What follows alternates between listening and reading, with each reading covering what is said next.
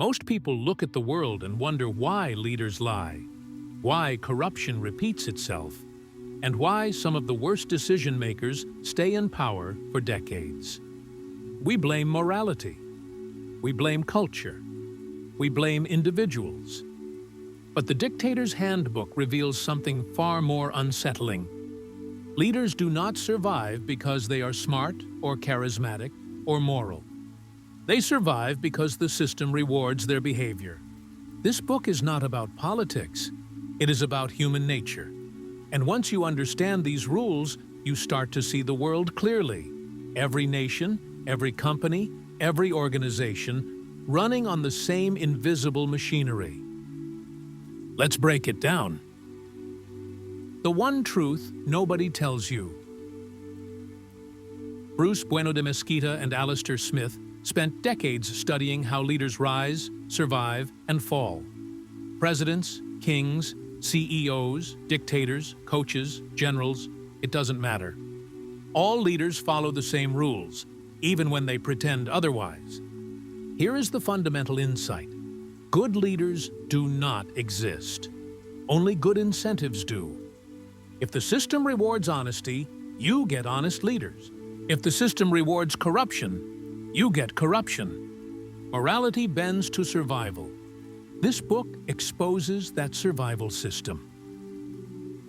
Chapter 1. The Selectorate Theory. The real people who keep a leader in power. The authors break society into 3 layers. The nominal selectorate. Everyone who technically has a voice. Citizens, employees, members. The real selectorate. The smaller group whose support actually matters. Party members, board members, elites. The winning coalition. The tiny group a leader absolutely depends on to stay in power.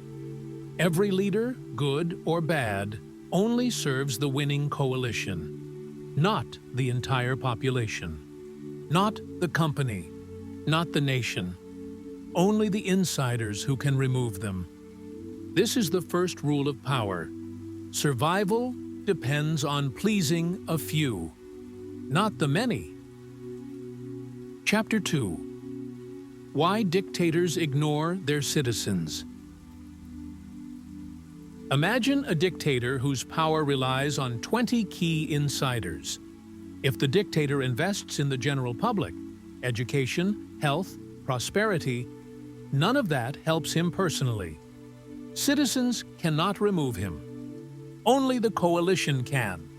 So he must keep the generals, wealthy cronies, and political elites satisfied. That is why dictators cut public services, steal public money, silence journalists, target educated critics, fear large protests, crush opposition, and weaken institutions. These are not mistakes. They are survival strategies. When your winning coalition is small, corruption makes sense. Chapter 3. Why democracies usually perform better. Democracies function differently because the winning coalition is large. Millions of voters.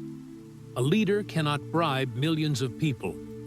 So the cheapest way to stay in power is to provide public goods. Clean water, better schools, healthcare infrastructure, jobs, stability. Democracies do not produce good leaders.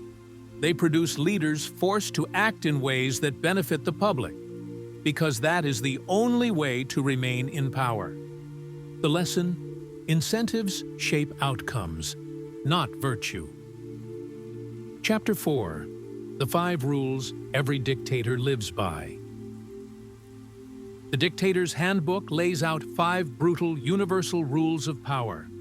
These rules are not moral. They are mechanical. Let's break them down. Rule 1. Keep the coalition small. The fewer people you need to please, the easier it is to survive. Dictators fear large coalitions because large groups are harder to control. This is why dictators shrink their circle. eliminate rivals, and weaken institutions.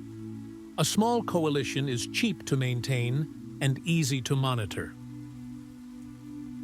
Rule 2. Control the money.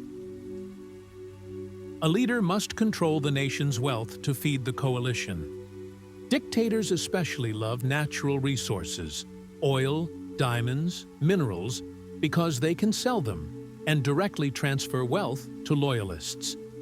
They do not need citizen taxes and therefore do not need citizen approval. Democracies depend on taxes, which forces leaders to satisfy the public.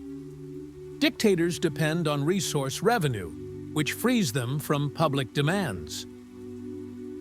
Rule 3. Keep supporters loyal with private rewards. Dictators reward their insiders with contracts, cash, businesses, luxury legal protection, exclusive access. Supporters stay loyal because loyalty is profitable. The cruel psychology is simple. Public services help everyone and cost too much. Private rewards help only the coalition and cost very little. The dictator's survival depends on the coalition, not the nation. Rule 4. Keep citizens poor, but not desperate. If the public becomes educated and financially independent, they can challenge the leader. If the public becomes extremely desperate, they can revolt. So dictators aim for the middle. Citizens should be dependent, not powerful. Frustrated, but not desperate. Surviving, but not thriving. Public poverty is not accidental.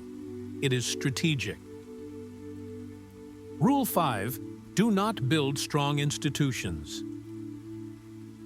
Institutions create transparency. They create accountability. They create rivals.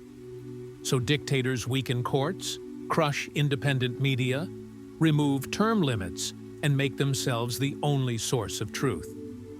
Strong institutions threaten the winning coalition's monopoly.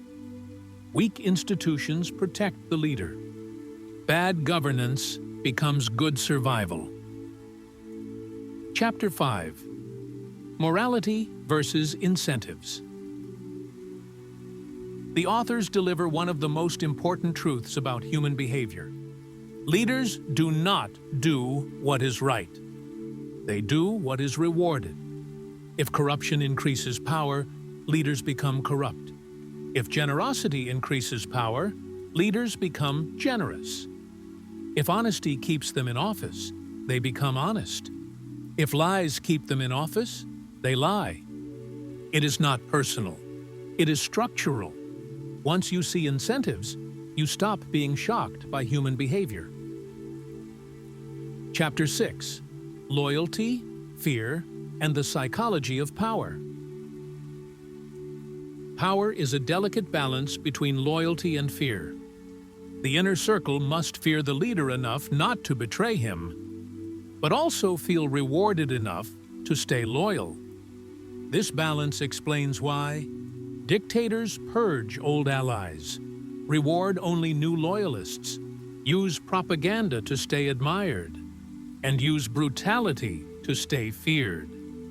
Too much fear creates rebellion. Too much loyalty creates complacency. A leader must manage both carefully. Chapter 7. Why bad leaders stay in power for decades. Most people assume citizens keep leaders in power. But the Dictator's Handbook reveals, dictators fall only when their coalition defects. Citizens can protest, but defections remove leaders. Coups, not elections, decide power in autocracies. This is why dictators obsessively monitor their inner circle more than their population. Chapter 8. Betrayal, coups, and the real game of survival. The book explains that almost every major leadership change in history, kings, emperors, presidents, prime ministers, has happened because someone inside the system shifted their loyalty. Power is a game of continuous negotiation. No leader is ever fully safe. Every ally is a potential rival. Every promise is temporary. Survival depends on staying useful. Chapter 9. Corporations use the same rules. These principles apply everywhere. Governments, corporations, startups, religious groups, universities, sports teams, even small friend circles. Every leader has a selectorate, a coalition, incentives, rewards, threats, and survival strategies. Human nature does not change. Only the environment does. Chapter 10. The true lesson. Systems shape leaders. We often make the mistake of thinking leaders shape systems, but the Dictator's Handbook shows the opposite. Systems shape leaders. If the system rewards honesty, you get honest leaders. If the system rewards brutality, you get brutal leaders. If the system rewards loyalty, you get loyalists. If the system rewards innovation, you get innovators. Everything else is noise. The world is not driven by morality. It is driven by incentives. And once you understand incentives, you stop being surprised by what powerful people do. You stop expecting fairness from systems built on survival. You stop being shocked when leaders break promises. You stop misunderstanding why corruption repeats. You begin to see the invisible machinery beneath human behavior. Clarity is power. Understanding is protection. This is the Bookkeeper, where we uncover the truths most people never see.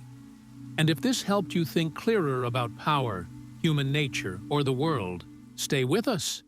There is much more to explore.